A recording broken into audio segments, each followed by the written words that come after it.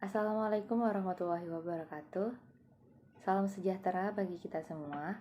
Perkenalkan, nama saya Safira Nuraini Putri. Saya berasal dari kelas M 2021D, Universitas Negeri Surabaya. Jadi hari ini saya akan menjelaskan materi tentang Pancasila sebagai ideologi bangsa dan negara Indonesia.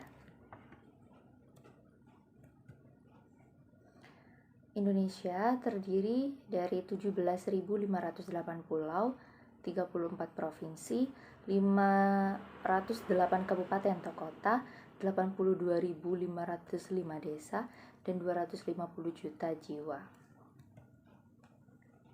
Indonesia adalah negara demokrasi yang merupakan negara terbesar ketiga di dunia. Tahun 2025, Indonesia diprediksi menjadi negara dengan kekuatan ekonomi terbesar di ASEAN atau di urutan ke-10 terbesar di dunia.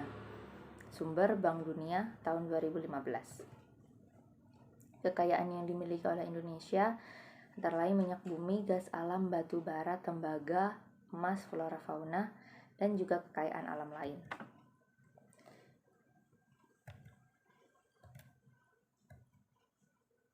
Kemudian kita akan langsung masuk ke inti pembelajaran, yaitu tentang tantangan NKRI.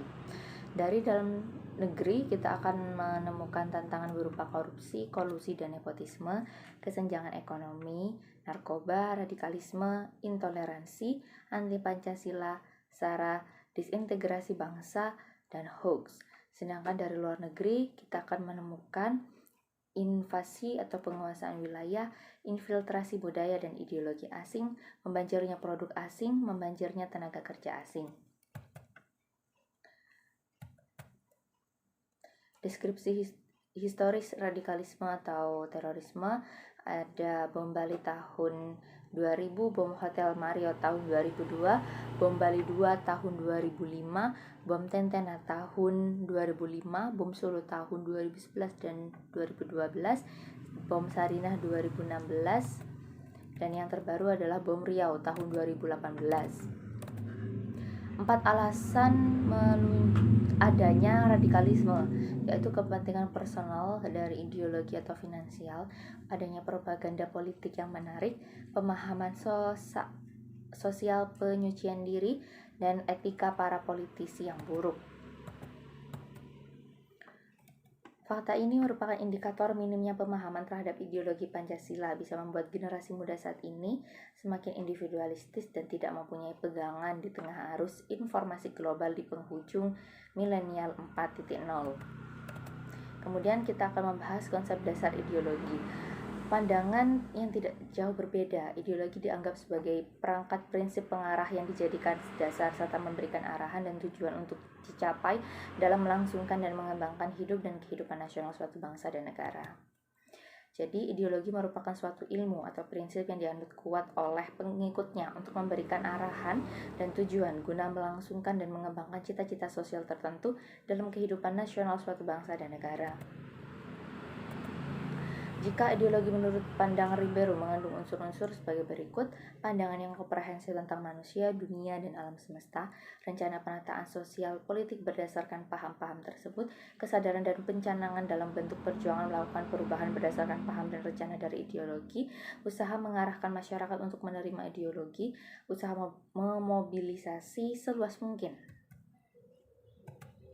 Jadi pengertian ideologi menurut Thomson mengandung 3 unsur utama, diantaranya adanya penafsiran atau pemahaman terhadap kenyataan, memuat perangkat nilai atau keyakinan moral yang digunakan untuk mengatur atau menata kondisi masyarakat, serta memuat orientasi pada suatu tindakan untuk mewujudkan nilai keyakinan moral. Mengkaji ideologi rasanya kurang komprehensif jika tidak memaparkan tentang dimensi yang ada pada ideologi. Yang pertama ada realitas, mencerminkan kemampuan ideologi untuk mengagregasikan dan mengadaptasikan nilai-nilai yang hidup dan berkembang dalam masyarakat. Kedua, idealisme, kadar atau kualitas idealisme yang terkandung di dalamnya mampu mengunggah harapan, optimisme, dan motivasi bagi para pendukung.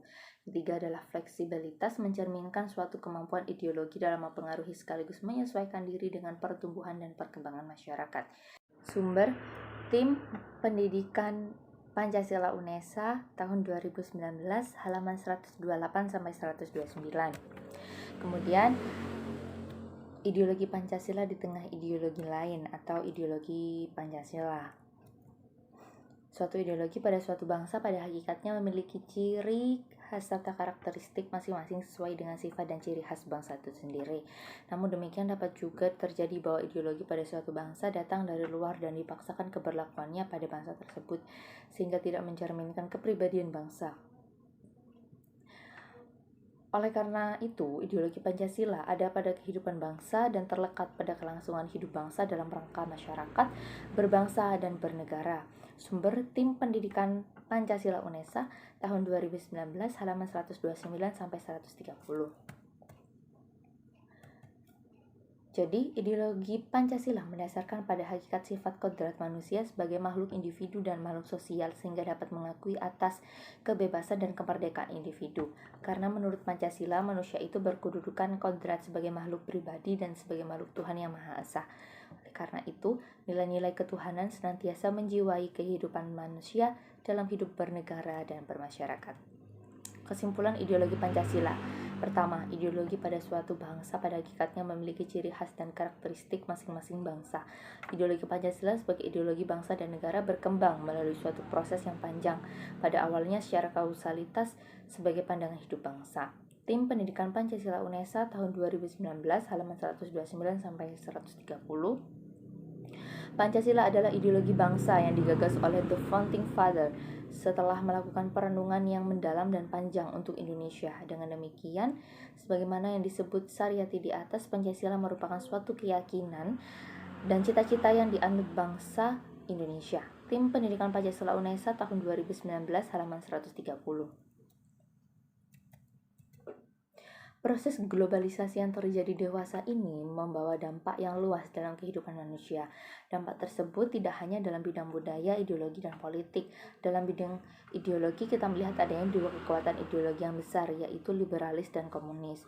Dua hal tersebut telah menjadi kekuatan dunia selama beberapa dekade yang dipelopori oleh Amerika Serikat dan Uni Soviet. Namun dalam era globalisasi yang sedang berjalan, ideologi komunis tidak lagi mampu bertahan. Sumber Tim Pendidikan Pancasila UNESA tahun 2019 halaman 131. Hancurnya ideologi komunis disebabkan oleh ideologi komunis dibangun suatu falsafat yang tidak universal. Landasan ontologis komunis tidak mengandung kebenaran yang hakiki, sebab manusia bukan hanya sekedar materi, tapi juga mengandung unsur rohani. Sumber Tim Pendidikan Pancasila UNESA tahun 2019 halaman 132.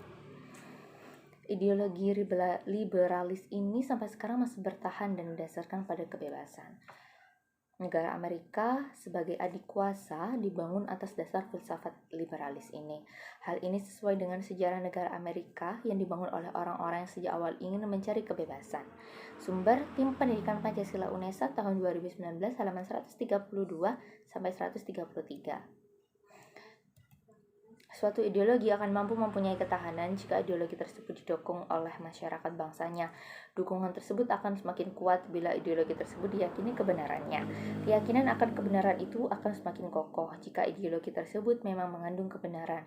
Sumber Tim Pendidikan Pancasila UNESA tahun 2019 halaman 133. Jadi, suatu ideologi akan mampu mempunyai ketahanan jika didukung kuat oleh warganya, serta diyakini kebenarannya dan memang mengandung kebenaran. Kebenaran Pancasila secara religius bisa dilihat dari hakikatnya. Hakikat Pancasila yang terdiri atas 5 nilai, yaitu ketuhanan, kemanusiaan, persatuan, kerakyatan, dan keadilan tidak bertentangan dengan ajaran agama. Hampir semua agama mengajarkan tentang ketuhanan, kemanusiaan, persatuan, kerakyatan, musyawarah, dan keadilan.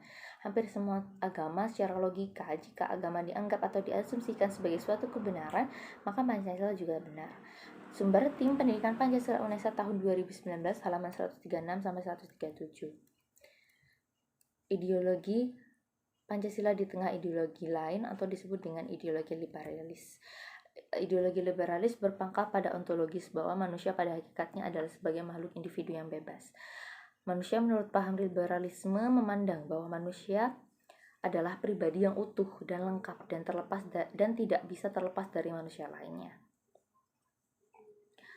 Dalam pengertian inilah, maka dalam hidup masyarakat bersama akan menyimpan potensi konflik. Manusia akan menjadi ancaman bagi manusia lain yang menurut istilah Hobbes disebut dengan homo homini lupus, sehingga manusia harus memuat suatu perlindungan bersama. Negara menurut liberalisme harus tetap menjamin kebebasan individu, dan untuk itu maka manusia secara bersama-sama mengatur negara. Sumber tim pendidikan Pancasila UNESA tahun 2019 halaman 137 sampai 138.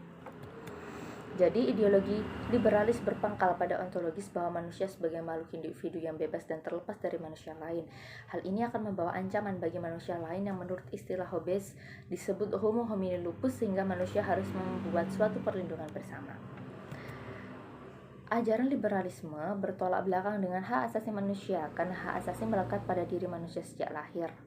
Selain itu, hak asasi juga mempunyai nilai penting, yaitu nilai dasar, diantaranya kebebasan individu secara mutlak dan kebebasan mengejar kebahagiaan hidup di tengah kekayaan material yang melimpah dan dicapai dengan bebas. Tentu saja kebebasan yang sebebas-bebasnya tentu saja tidak sesuai dengan Pancasila yang memandang manusia sebagai makhluk Tuhan, yang mengemban tugas sebagai makhluk pribadi sekaligus makhluk sosial, sehingga dalam kehidupan bermasyarakat wajib menyelaraskan kepentingan pribadi dan kepentingan masyarakat. Sumber tim pendidikan Pancasila UNESA tahun 2019 halaman 140. Kemudian ideologi sosialisme komunis. Tokoh utamanya adalah Karl Marx tahun 1818 sampai 1883, yang merupakan seorang tokoh sosialis revolusioner yang banyak menulis naskah di bidang sosial ekonomi. Jadi ajarannya ini tentang komunisme dan sosialisme acap kali dimaknai sebagai sebuah ideologi, yakni perjuangan yang ingin membebaskan kaum buruh. Sumber tim pendidikan Pancasila UNESA tahun 2019 halaman 140 sampai 141. Masyarakat komunis masa depan adalah masyarakat tanpa kelas yang dianggap akan memberikan suasana hidup yang aman dan tentram, dengan tidak adanya hak milik pribadi atas alat produksi dan dihapusnya pembagian kerja. Perombakan masyarakat menurut ajaran komunis hanya mungkin dilakukan oleh kaum proletar dengan jalan mengadakan revolusi. Setelah revolusi berhasil, maka kaum proletar sajalah yang akan memegang tampuk pimpinan pemerintahan dan menjalankan pemerintahan secara diktator yang mutlak. Sumber tim pendidikan Pancasila UNESA tahun 2019 halaman 141. Dalam masyarakat terdapat kelas-kelas yang saling berinteraksi secara dialektis, yaitu kelas kapitalis dan proletar atau buruh. Walaupun kedua hal tersebut bertentangan, tapi saling membutuhkan. Sumber tim pendidikan Pancasila UNESA tahun 2019 halaman 142. Pancasila ideologi sebagai ideologi terbuka. Jadi Pancasila diartikan sebagai nilai-nilai Pancasila itu tidak dipaksakan dari luar, tapi digali dan diambil dari kekayaan rohani, moral, dan budaya bangsa. Hal ini menyebabkan Pancasila mampu menyatukan bangsa Indonesia yang terdiri atas berbagai suku, adat, dan kebudayaan serta agama. Sumber tim pendidikan Pancasila UNESA tahun 2019 halaman 143 sampai 144. Jadi sebagai ideologi terbuka berarti Pancasila bisa menerima pendapat yang hidup dalam masyarakat dan memberi kesempatan kepada setiap orang untuk dapat memahami serta berpartisipasi dalam pembangunan sebagai pengalaman Pancasila. Keterbukaan Pancasila sebagai ideologi menurut Wahyono tahun 1996 diartikan dapat diperoleh informasi yang seluas-luasnya tentang Pancasila. Sumber tim pendidikan Pancasila UNESA tahun 2019 halaman 144. Dalam menghadapi globalisasi yang ditandai dengan persaingan dan tuntunan demokratisasi yang harus dilakukan bangsa Indonesia agar mampu bersaing dan duduk sejajar dengan bangsa lain adalah meningkatkan kualitas sumber daya manusia, baik kualitas moral, sosial, dan intelektual.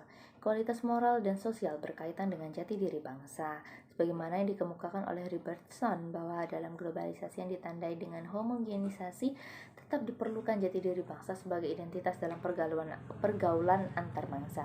Sumber tim pendidikan Pancasila UNESA tahun 2019 halaman 145. Proses kreatif bangsa adalah upaya bangsa untuk melakukan evaluasi diri secara terus-menerus, kebenaran meninggalkan aspek negatif budaya sendiri dan mengambil aspek positif budaya mainstream, serta mengambil keputusan atas postur budaya mereka sendiri dengan penuh tanggung jawab. Sumber tim pendidikan Pancasila UNESA tahun 2019 halaman 145 sampai 146. Kesimpulannya adalah ideologi yang dipakai oleh negara Indonesia adalah ideologi Pancasila. Ideologi ini bersumber dari nilai-nilai dalam adat istiadat dan agama-agama bangsa Indonesia sebagai pandangan hidup. Oleh karena itu, ideologi Pancasila ada sebagai kehidupan bangsa dan kelangsungan hidup bangsa dalam bermasyarakat, berbangsa, dan juga bernegara. Suatu ideologi akan mampu mempunyai ketahanan apabila didukung oleh masyarakat bangsanya, dan semakin kuat pula bila diyakini kebenarannya. Keyakinan akan kebenaran itu akan semakin kokoh apabila ideologi mengandung kebenaran sebagai ideologi Pancasila diambil dari pandangan hidup bangsa yang telah diyakini kebenarannya oleh bangsa Indonesia dan dijunjung diterima oleh masyarakat Indonesia. Daftar pustaka adalah bersumber dari Tim Pendidikan Pancasila UNESA terbitan tahun 2019. Baik, terima kasih. Itulah yang dapat saya sampaikan. Kurang lebihnya mohon maaf. Wassalamualaikum warahmatullahi wabarakatuh.